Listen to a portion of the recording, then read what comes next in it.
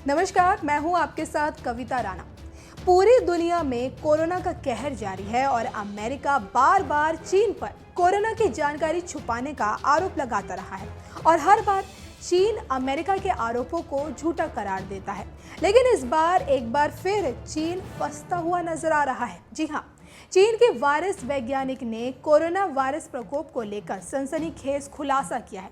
वैज्ञानिक का यह खुलासा चीन की सरकार के दावे के उलट है। चीन अब तक यही दावा करता आ रहा है कि उसने कोरोना संक्रमण को दुनिया की नज़रों से छुपाया नहीं था।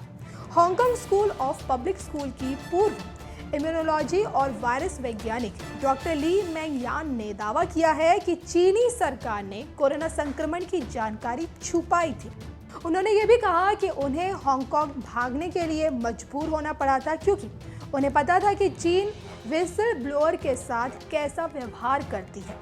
डॉक्टर ली मेंग यांग ने फॉक्स न्यूज़ को दिए इंटरव्यू में अपने वरिष्ठ विशेषज्ञों पर उनके शोध को नज़रअंदाज करने का भी आरोप लगाया।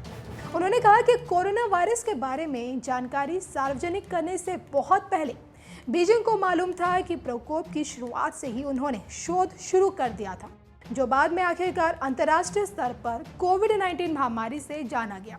तो डॉक्टर ली का मानना है कि कोरोना वायरस के सिलसिले में उनका शोध कई जिंदगियों को बचा सकता था और उन्होंने खतरा मोल लेते हुए कोरोना वायरस की उत्पत्ति की सच्चाई को अमेरिका पहुंचाकर बताया, ये जानते हुए भी कि अब वो कभी हांगकांग नहीं लौट सकती। उन्होंने फॉक्स न्यूज़ से बातचीत में कहा कि बीजिंग के अधिकारियों ने कोरोना वायरस के बारे में प्रकोप के शुरुआत से ही जानकारी सामने नहीं आने दी। तो यान ने खुद को कोरोना वायरस के बारे में अध्ययन करने वाली पहली वैज्ञानिक बताया।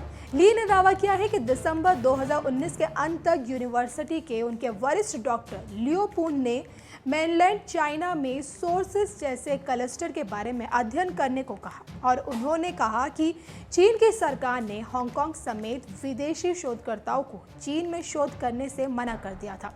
इसलिए मैं ज़्यादा जानकारी हासिल करने के लिए अपने दोस्तों के पास आई। तो आप समझ सकते हैं कि चीनी वैज्ञानिक ने ही चीन की पोल खोलकर रख दी है और अमेरिकी राष्ट्रपति और विदेश मंत्री की बात पर मुहर लगाई है। अब देखना ये होगा कि इतने बड़े आरोप के बाद चीन इस पर क्या झूठ बोलता है।